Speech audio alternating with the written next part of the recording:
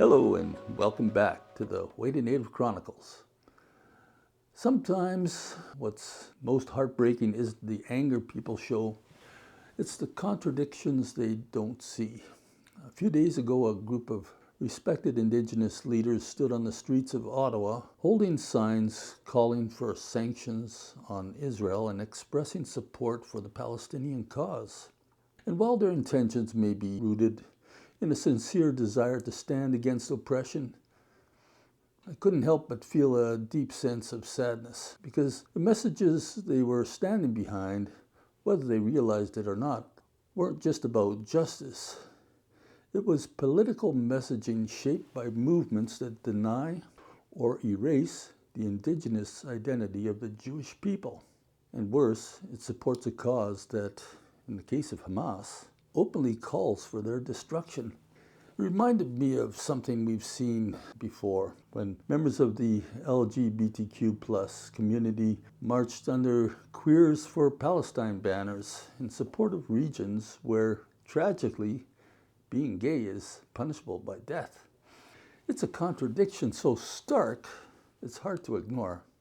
And here we see something similar. Indigenous leaders whose entire fight has been to protect their people from cultural erasure and genocide, are now throwing their weight behind a cause whose most radical factions explicitly call for the genocide of another Indigenous people. There's no joy in pointing that out, only grief, because these leaders deserve to be heard on the issues they've long championed: sovereignty, land rights, cultural survival. But stepping into a geopolitical conflict with centuries of complexity, and doing so by taking the wrong side, risks damaging their credibility. It risks turning righteous defenders of truth into tools for someone else's narrative. History has a term for that: useful idiots. Not because the people were fools, but because they were used, their genuine hearts exploited by powers that never intended to stand with them. So this video isn't an attack on them, it's an invitation. An invitation to slow down, to ask deeper questions, to consider whether the colonizer versus colonized framework, so often referenced here in Canada, doesn't apply quite the same way in Israel. And most importantly, to make sure that when we say we stand with Indigenous people, we really mean all Indigenous people. Let's take a closer look at this.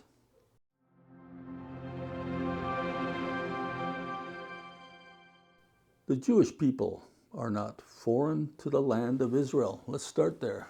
They are its indigenous population. Their presence goes back thousands of years, long before the rise of Islam or the Arab empires. The Hebrew language, the Torah, ancient synagogues, and places with names like Jerusalem, Judea, and Samaria all testify to that deep-rooted connection.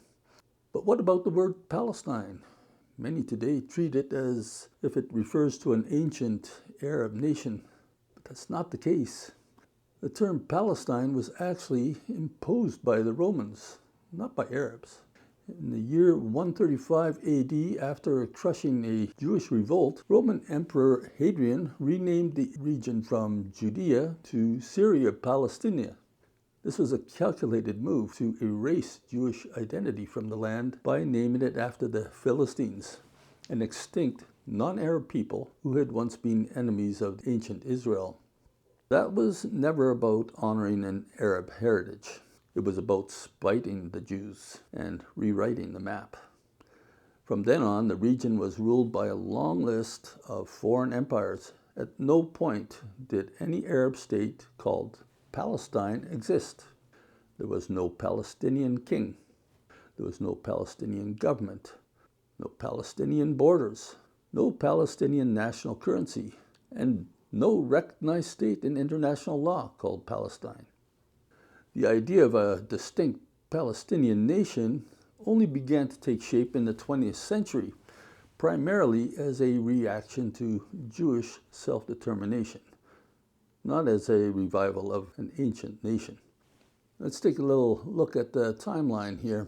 From about 1000 BC to 586 BC, there was the ancient kingdoms of Israel and Judah, Jewish rule.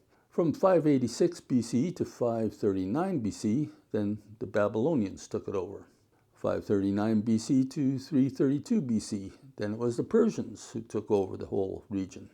332 BC to 63 BC, the Greek empires, the Hellenistics, took over the region. 63 BC to 313 AD, that was the Roman Empire that we were just talking about.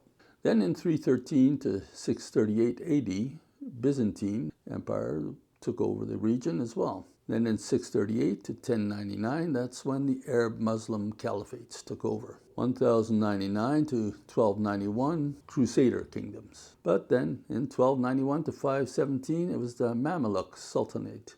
1517 to 1917, the Ottoman Empire. And then 1917 to 1948, we had the British Mandate, League of Nations Mandate. And from 1948 to present, we have the modern state of Israel. Now, that's a long list of history, but note something. At no time did an independent state of Palestine exist.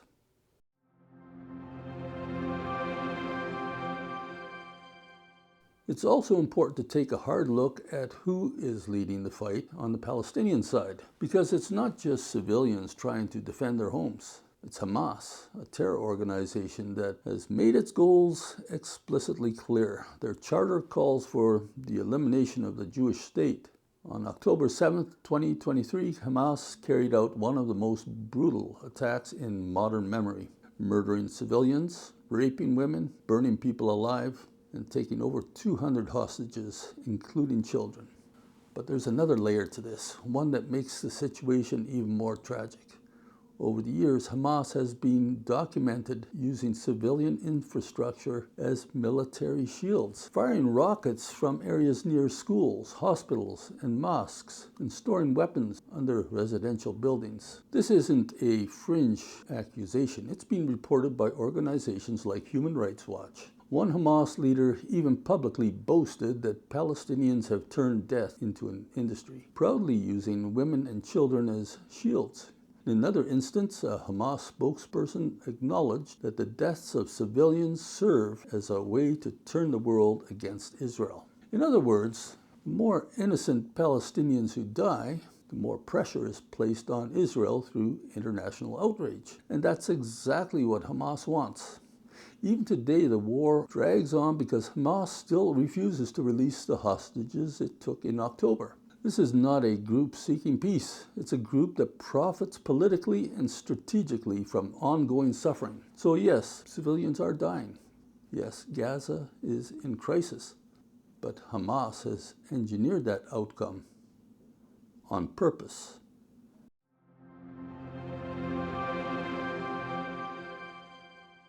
You know, it's one thing to speak out against violence or to express grief over human suffering, but it's something entirely different to stand in support of a group that not only targets civilians, but intentionally uses its own people as shields and then blames others for the carnage. When Canadian Indigenous leaders compare the Jewish return to Israel with colonial oppression, they're not amplifying truth. They're echoing propaganda that erases real Indigenous history and ignores who truly is responsible for the suffering in Gaza.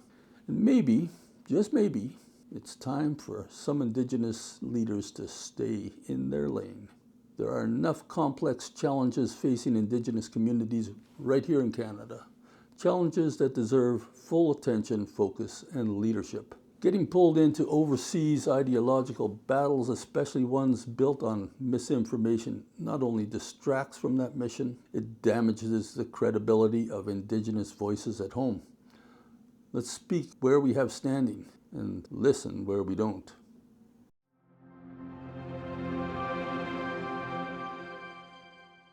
Every innocent death in conflict is a tragedy, Israeli or Palestinian, Muslim or Jew, but real justice begins with truth. The Jewish people are not colonizers. Hamas is not a liberation movement, And the primary roadblock to ending the violence right now is Hamas's refusal to release hostages and stop using civilians as cover.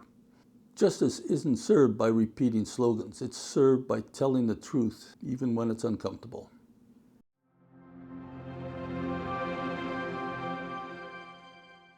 Before we wrap up, I want to speak directly to Indigenous viewers, especially those here in Canada. If you felt drawn to support the Palestinian cause because of your own experiences with colonization, I understand the instinct. But I hope this video offered a perspective that challenges some of the assumptions we've all seen repeated. Your voice does matter, your insights matter, especially when they come from a place of lived experience. So I invite you to share your thoughts in the comments. Whether you agree, disagree, or want to add something I missed, say it. Just please do it with respect. This is a conversation that deserves honesty and humility, not shouting matches. And to everyone else watching, thank you for taking the time to engage. If you found this helpful, please like, subscribe, and share it with others who care about the truth, especially when it's inconvenient. Until next time, stay grounded, stay thoughtful, and keep the conversation going.